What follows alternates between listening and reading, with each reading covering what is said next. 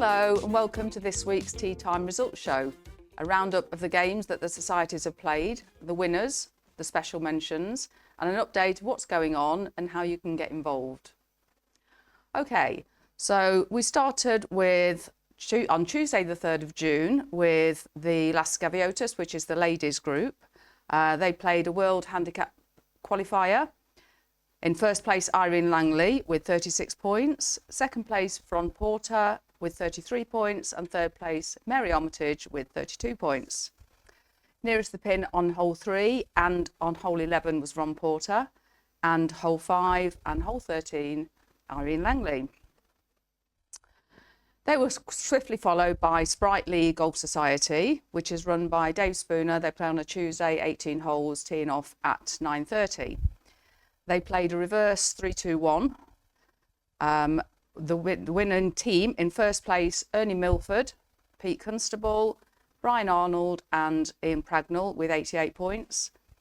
Pete Allison, Glenn Elliott, Brian Arnold and Bob Evans in second place with 87 points. In third place, Colin Reid, Steve Carter, Dave Mitchell and Ian Pragnell with 86 points. Then nearest the pins on hole 3, Ray Lyons, on hole 5, Jim Hall, hole 13, Ernie Milford and hole 8 in 2, Pete Constable. So moving on to Wednesday, the Wednesday Golf Association. They also played a World Handicap qualifier. So it was an individual game in 2 divisions. Division 1, first place Dave Hackett with 41 points, great score. Second place Dennis Jones with 39 points and third place Kieran McGibney with 36 points. In Division 2, first place Steve Cronk with 40 points. Also with 40 points Trev Andrew in second place and in third place Dave Oakes with 37 points. There were 5 twos winners, no nearest the pins for the Wednesday Golf Association. Twos winners, John Leyland, Steve Gill, Dave Freer, Des Watts and Steve Cronk. Okay, then we have Thursday Friendly Golf Society, which is run by Jim Hall. They play every Thursday from 9:30 a.m. Thursday the 5th of June, they played a Texas Scramble 3 drives each. So team game in first place with a net 56.5, Ray Lyons, Martin Geary, Martin Edwards and Brian Arnold. In second place, Bob Evans, Pete Constable, Ernie Milford and Spencer Truman with 57.5. And in third place, Dave Spooner, Dave Bennett, Hebby and the Ghost Player with 61.2 net. Nearest the pin on hole 3, Keith Bilton. On hole 5, Ray Lyons, hole 11, Bob Evans and hole 13, Dave Spooner. Moving on to Saturday, the 7th of June, the Clubhouse Golf Society. They play every Saturday from 9:10, obviously 18 holes. Today they played the Pinehurst 3 balls, 4 drives and, sorry, beg your pardon. The 3 balls had 4 drives and the 4 balls had 3 drives, if that makes sense. 2 to score all the way round. First place, Steve G, Martin Geary, Phil Helton and Walt Island with 105. And in second place, Dave Spooner, Ian Pragnell, Pete Constable and Martin Geary with 104 points. Okay, following them, Cat's Bar, which is run by Kieran McGibney, playing on Saturdays from 9:40 a.m. They played a Pinehurst with 2 to score and their own ball on par 3s. In first place, the team with 97 points, Norman Morgan, Keith Halliwell, Roy Halliwell and Luke Sharp. And second place with 94 points, John Leyland, Baz Elmore, Steve Cronk and Dave Hackett. Nearest the pin on hole 3, Keith Halliwell. And on hole 13, 2 players, Dave Hackett and Steve Cronk, so it must have been exactly the same distance from the pin. Well done to both of those. Twos winners, Keith Halliwell and Norman Morgan. On Sunday, Black Bull Golf Society, which is run by Lawrence Bridges, they played a Stableford, only 6 players. First place, Lol Bridges with 35. Second place, Paul Carter with 34. And also in third place, on count back with 34 points, Don Senior. Only 1-2, big Des Watts on the 13th hole. Well done, Des. Okay, Sunshine Golf Society, mixed society run by Rob Greatley, play Sundays from 9 a.m. Sunday the 8th was actually cancelled because a lot of members were playing a federated competition at another course. So moving on to Tuesday, the ladies didn't play because they had other priorities, as we do. So the Sprightly Golf Society played a waltz, 1, 2, 3. Team game, in first place, Jim Hall, Ian Pragnell, Dave Mitchell and Paul Chappell with 92 points. Second place, Brian Arnold and Ray Lyons with 90 points. And third place, Dave Spooner, Paul Chappell, Ernie Milford and Spencer Truman with 89 points. Nearest the pins, hole 3, Dave Mitchell. Hole 5, Paul Chappell. Hole 11, Glenn Elliott. And hole 13, Brian Arnold. Hole 8 into Joe Bennett. Wednesday Golf Association on the 11th of June, they played a medal competition off the white tees. One score to count with the card pick. First place, Dave Hackett, Brian Purkis, Roy Halliwell, and the card was Keith Halliwell. 54 net, which is 18 under par. Fabulous score.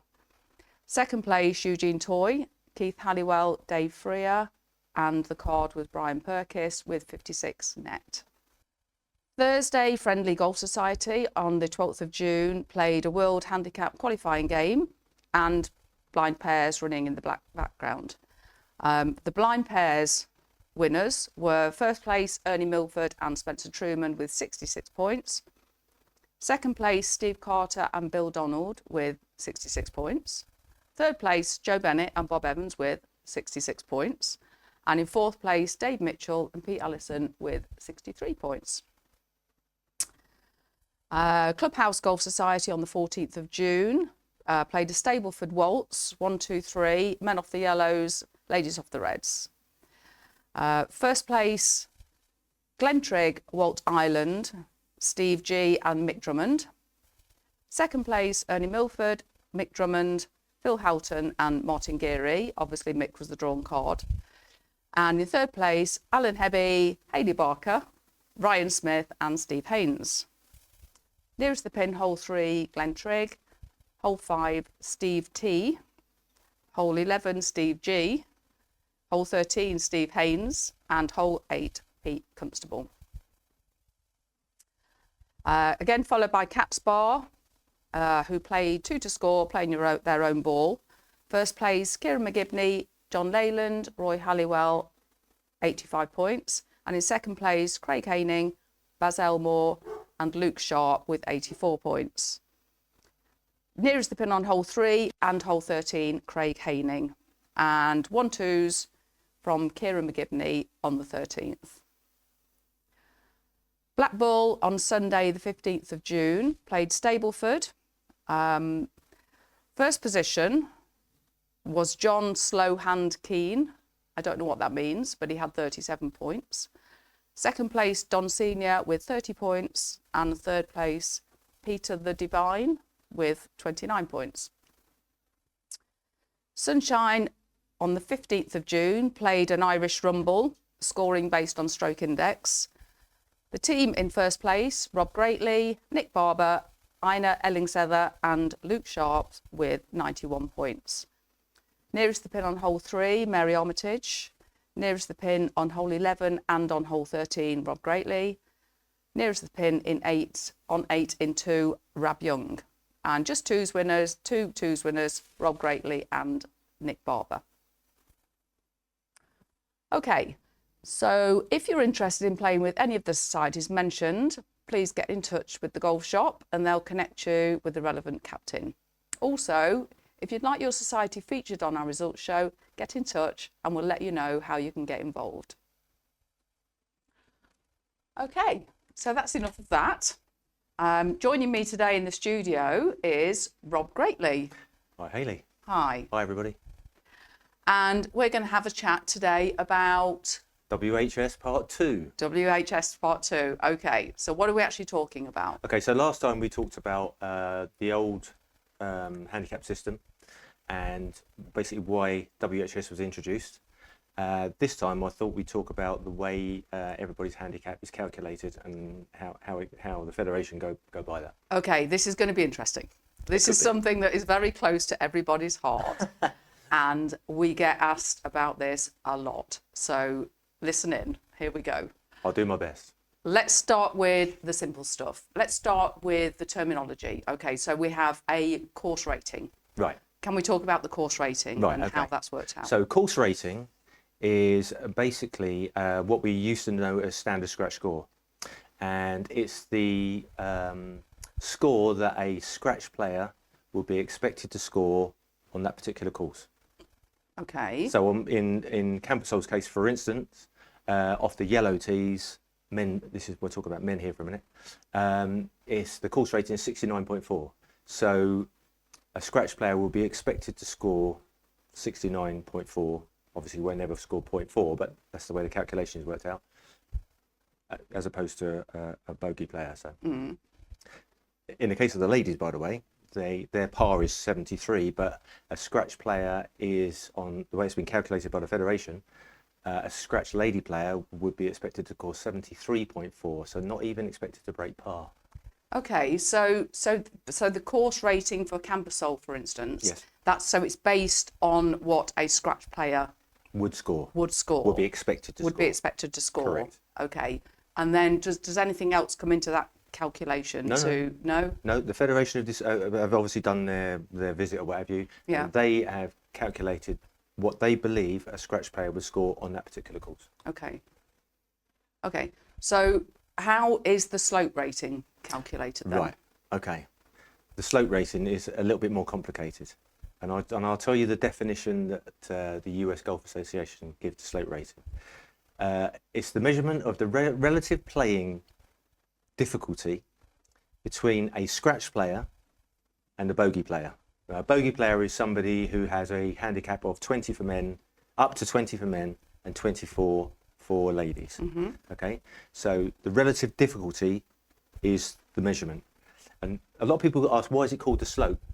If you put the calculation onto a graph, the line on the graph would be sloped. That's why it's called slope rating. That's why it's called slope. Correct. Okay, so it's the difference between what a scratch player It's the relative and difficulty. a bogey player. Yeah. So Yeah. Obviously the higher somebody's handicap, the more strokes they would be expected or be allowed to have to achieve the same result. result as a scratch Exactly. player. Yeah. Okay. Exactly. Okay. And that's measured, by the way, I think that makes sense. that's measured in a score. The lowest score would be rating would be 55. The highest is 155. Okay. So the higher the rating, the more shots a bogey player will be allowed to have to achieve the same result as a scratch player. Okay. Right? Yeah. Got that? Perfectly clear. Perfectly clear. Okay, so when we play our qualifying competitions and we send our scores off to the Federation, what happens there? What happens? How are the scores sent, and what happens when they go into the Federation? Basically, first of all, we never send whatever scores you have in the competitions. You Stableford score. We all play Stableford. I mean, some people play stroke play or whatever, but most of the time we play Stableford. We never send the Stableford score over. Yeah. That is calculated by the Federation when the gross scores get there. When the gross scores get submitted. Exactly, yeah. Yeah, okay. So obviously this is where the handicaps come into play. Okay, so when we talk about handicaps, we've got handicap index and a daily handicap. Right.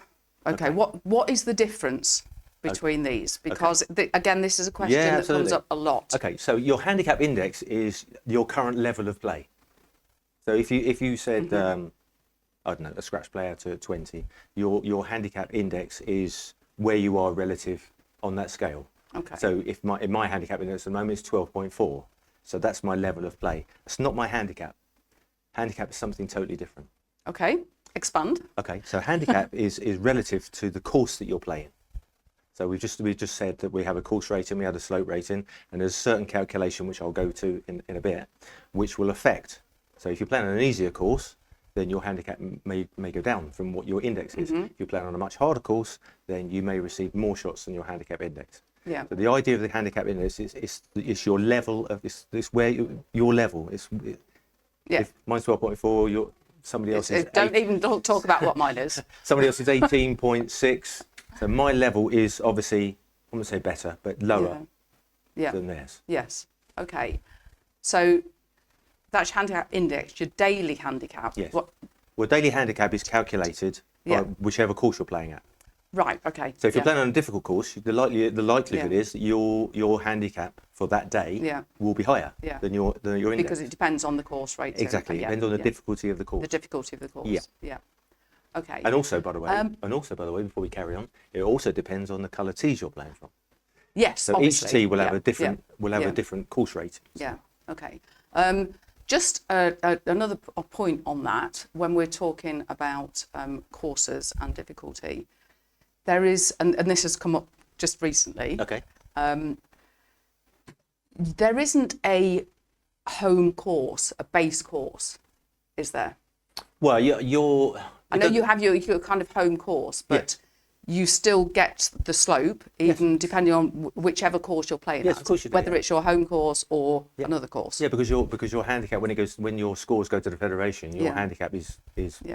based on Yeah. the relative course rating, slope rating, and everything of the Exactly, course. It yes, comes yeah. it comes within the calculation. Yeah. Yeah. Okay. Do you want me to expand on that? Go on then. Okay. Let's. So when your gross scores are sent to the federation, it goes into the server, the system they've got there, and then it goes through a 5-step process to give you a handicap index, your level of play. Okay, so the first thing that happens is your gross scores are put into the system, and it will produce a Stableford score based on 100% of your daily handicap.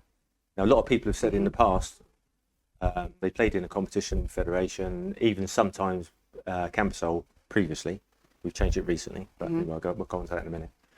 If you play with only 95% of your handicap, and then your handicap is, your Stableford score at the federation is calculated on 100%, you're likely to receive more points. yes. Okay, so Yes. there's always going to be a differential. Players have got to understand that your result in a competition is totally different to the Stableford score that is calculated at the federation. The Stableford score that's calculated at the federation is for the purposes of producing your handicap index. Okay. So that's the first thing that happens. Yeah. Okay, once they've produced a Stableford score, the next step is they will produce something called the Resultado Bruto Ajustado. Oh dear. And that means your adjusted gross result.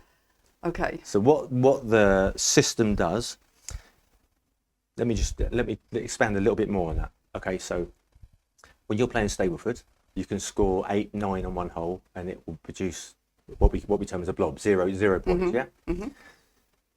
If you get a net bogey on that same hole, it will still score 0 points.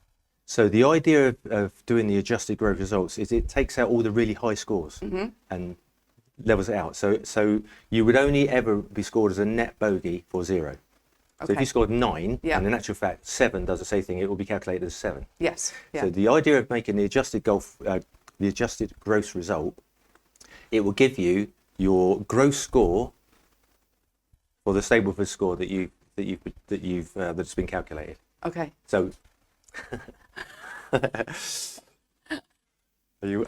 Yeah, I'm following it. It's difficult. Don't ask me to So, but repeat it. let's put some figures into it. Okay, so let's use my handicap. Okay, so the par for the course is 72. My handicap for the day is 12. So you add those two together, it's 84. Yeah. So if I scored 36 points, which is what we term as par for Stableford, I will be expected to, my gross result will be 84, yes? Yeah.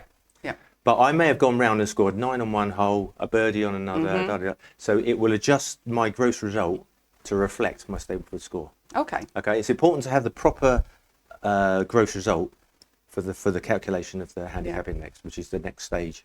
Okay. Okay. Loving it.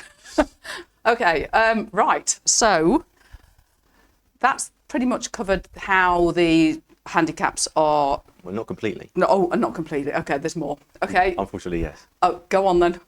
Let's Because move on. After they've done your adjusted gross result, they've then obviously got to work out your handicap index. And that is a calculation. Yes. Now, this is interesting as well because lots of people speculate on how the handicaps, you know, they put in a fairly good card and there's no change to handicap, or they put in a really bad card and the handicap might go down. Yep. So, yeah, it'd be good to understand and just get some clarification on how the handicap Right. works Yeah. and how it's all. Okay, so, okay, this is going to be quite complicated. Okay, sit back, relax. So, how do they work out your handicap index for that single round for a start?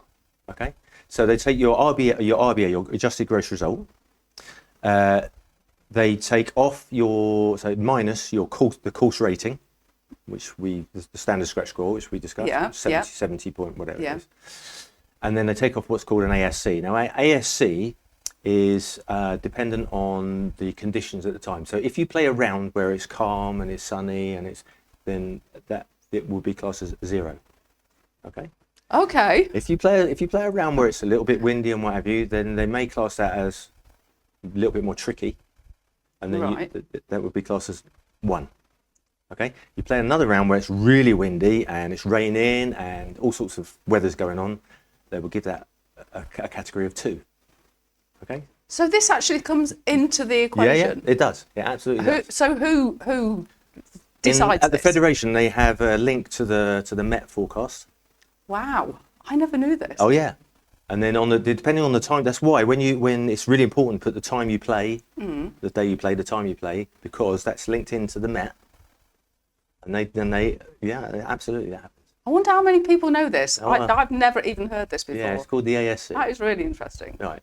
So as we discussed your RBA, that's your adjusted gross result, minus the course rating, minus the ASC, which may be 0, maybe 1, maybe 2, and that is times.